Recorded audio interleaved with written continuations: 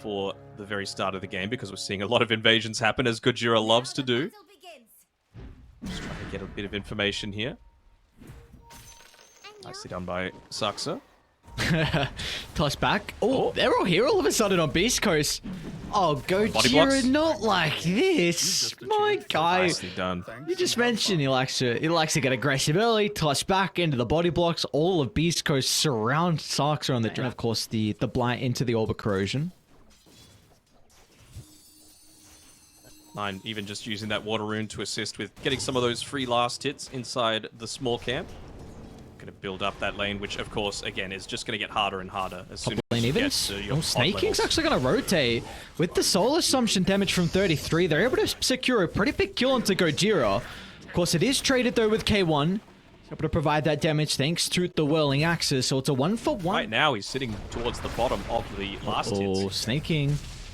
Oh, I don't know how he jumped out of the avalanche, but the Snaking. What's this guy with the jukes? They'll finally find him in the tree line. Stinger as well is going to be a bit cautious. His Soul Assumption is going to come back up in a couple of seconds. 33 trying to find him, but Stinger repositions in the trees, and now K1's going to push the Visage back. Gojira's got the toss to work with. He needs to close the distance, finds the toss back, and now 33 is going to end up... Oh, he gets the kill, but he will still die nonetheless. I mean, the thing is with this, K1 has actually been farming a lot of this time. The creep wave hasn't been pushing on. Go for the rune instead.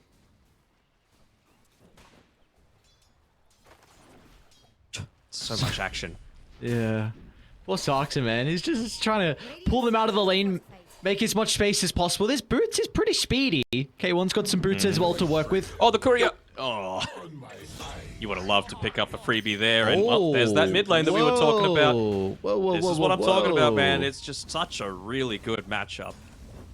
A lot of resources being expended, though, from either side, and Tundra, they want to be farming under the tower. They've got creeps to try and CS, but K1's going to make sure that's not a possibility. Once again, they'll turn back to Saxa.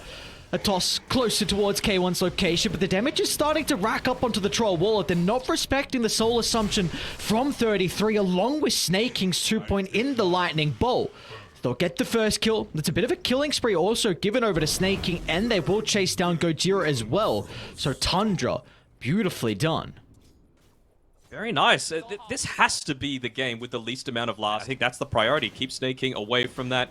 Get 33 up to his level 6. He's even been able to secure it by the time the siege creep is still here in the lane. So if they take another team fight and you're able to win, then you can actually look to push into a tower. They're going to be quick. They should be able to get the kill into the Pugna. Meanwhile, bottom lane, though, Skeeter's going to be in trouble. Whisper's already used the lasso. Gojira with his rotation as well will further this great start that Whisper's been able to find, and you cannot give Whisper a good start on the bat, right? He will how incredibly talented Whisper is as a player, and also just how comfortable he is on that hero in 1v1 matchups. And Saxa, he will be chased down. 3 heroes from Beast Coast surrounding the Dragon Knight. Oh, he's got some stick charges. Coil's gonna hold them back. Saxa, no, wait. Look at the sustain coming up for the Dragon's Blood. One more right click. They'll finally get him. Stinger will trade his life for that kill, however. They get the DD. Oh, see, Smile. Well, that's pretty good, actually. He doesn't have mana. Gojira's going to be nearby as well to hold them back with the Avalanche. In fact, they're going to look to turn it around. As 9 didn't want to jaunt on forward, but was hesitant about continuing the chase onto Smile. Strategy or feeling like they could just lean on their mechanics a little bit. It's a bit messy, though, I have to say. If they could get this kill onto Whisper, though, it would be huge.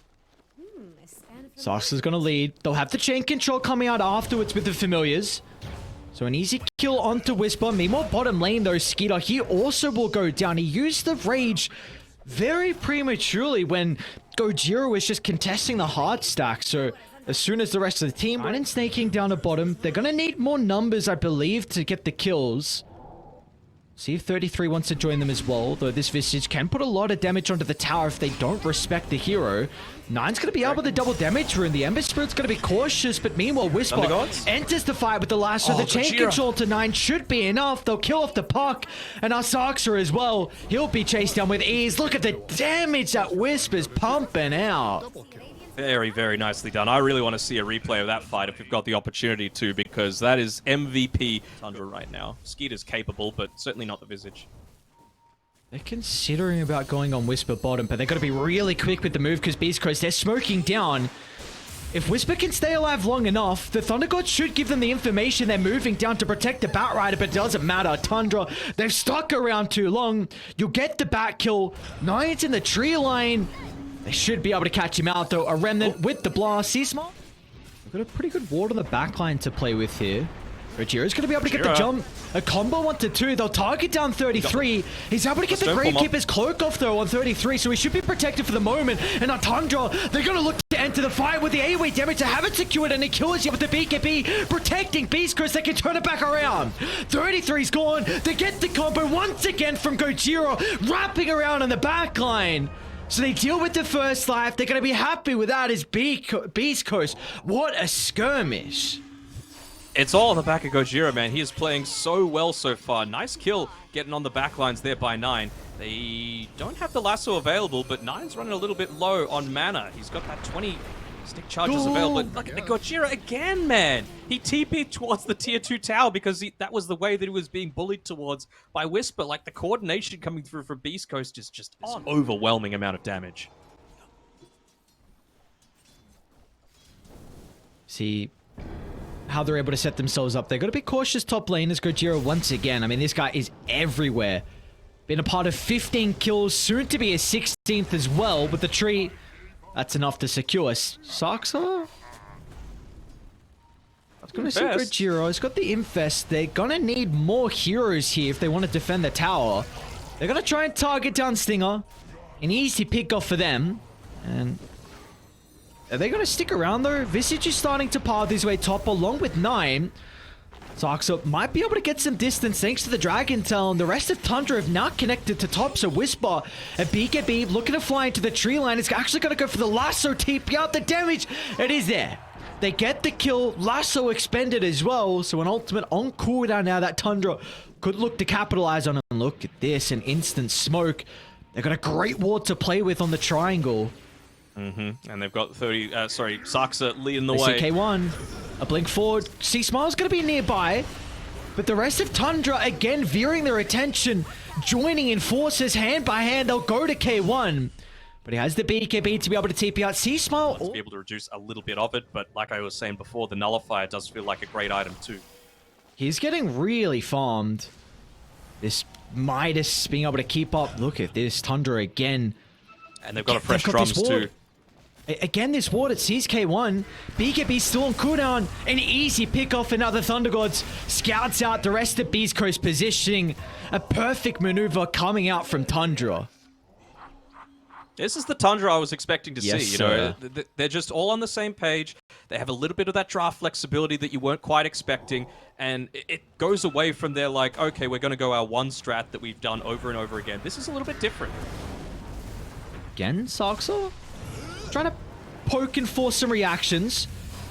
Whisper trying to stack up the sticky napalm. He doesn't have the lasso to play with for the moment, but the BKB will secure the kill, and he's going to look to use the remaining duration to escape.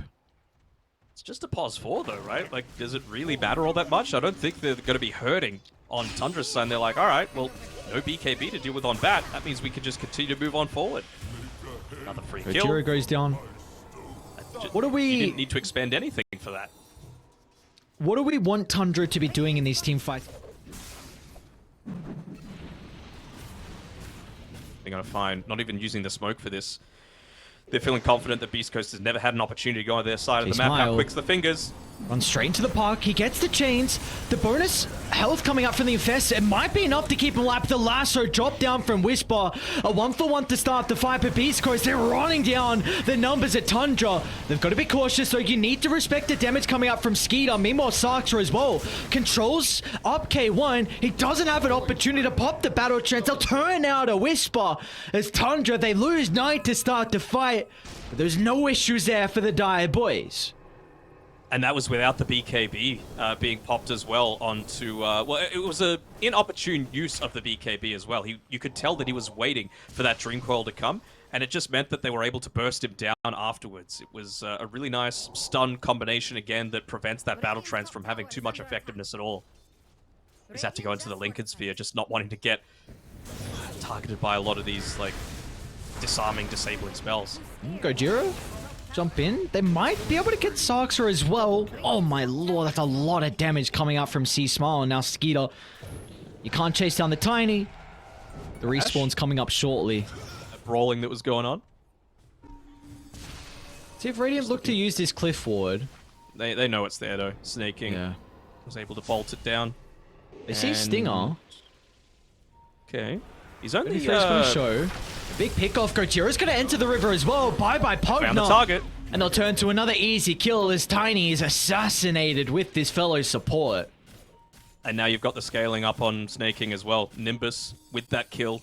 So it just ended up expiring. So yeah, might be retreating all the way back onto into their base, excuse me.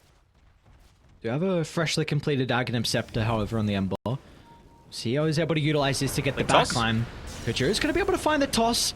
A drag back with the lasso as well. Is going to be so far away from any reinforcements. But can they even get the kill to Skeeter? He's in the familiar. Oh, beautifully done. 33 brings the familiars in to try and protect Skeeter. And now the call is going to hold them together. Skeeter still not continuing to right click. So Beast Coast, they're going to charge on forward to get the first life. Can they stick around for round 2 though as K1? The battle trance changes its direction, dealing with Saxka's support. But K1's going to be in trouble for the moment. Will attempt to TP out. They need a bash and they won't find it. K1's out of danger. See, Smile's going to be in trouble, however. Saxa with the buyback. Gets in range. Holds him down with the Dragon Tail. And a Tundra.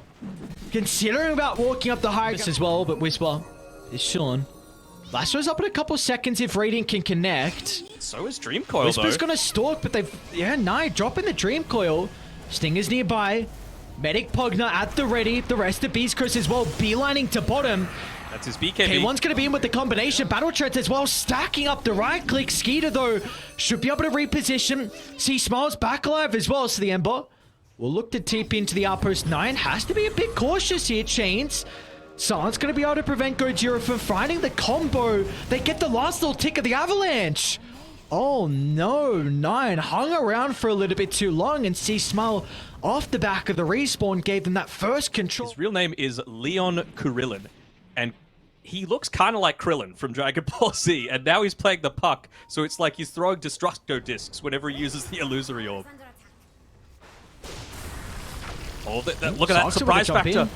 Gojira, the rest of the team won't be able to capitalize as Tundra's on the higher ground. There's going to be no response from them. As well. How can they hold this now 4v5 on Beast Coast? I mean, they're not worried about any kind of tossback anymore. A defensive BKB usage out from Whisper. Just a little late. The coil's going to hold them back. That's a level 25 call as well, so Whisper's not going to get much distance. Refresher pop, second BKB. They need the lasso target. They need to hold someone down inside their base. They won't have the capability, though. It's Tundra. Retreat back to the high jump at Beast Coast, chasing them down. Pursuing Tundra back towards the outpost as Whisper's in trouble, though. I'll deal with the Batrider, but they haven't addressed K1 on the Troll Warlord. Does he want to man fight the lifesteal, or does he want to go for the Visage instead? Operation get rid of 33, and now target down Skeeter on the lifesteal. The Halberd. No. That's the issue. They don't have a way to be able to right-click afterwards. And onto the backlines, fly through invisibility, find the Tiny, find the Batrider, see if you can pick them off to start the Smoke fight. out. They're going to see 9. He's got the Aeon Disc. A beautiful timing in the phase shift as well. He's actually going to win rift into the middle. Oh, the coil, there's going to be 4. Meanwhile, actually to the right side. They've lost K1. He's got a buyback to work with, though, so instantly going to look to rejoin. Meanwhile, though, with the backline, Ember, chain controlled, and he doesn't have an opportunity to use the second round of the BKB. And now Tundra, this is an incredible window to end this game. Sometimes it's just a little bit of luck as well. He was stunned immediately when he came right in there. Just got hit by that unlucky bash, and they get the toss back. They need the last of the coil. That's what they were looking for, to hold them in place. But still, the damage coming up from K1. It'll deal. Oh, they haven't actually got the kill yet. He infested out of Saxa. No way. That's game. They don't even get Skeeter. Tundra, this is what we're expecting out of them from the major, and an incredible game 1 performance puts them.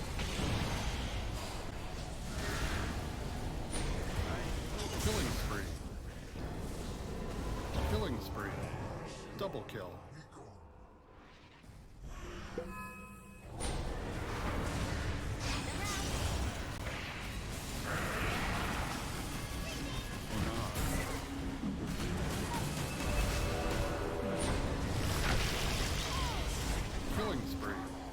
Double kill.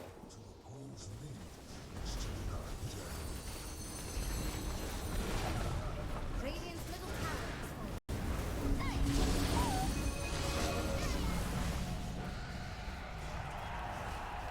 Dire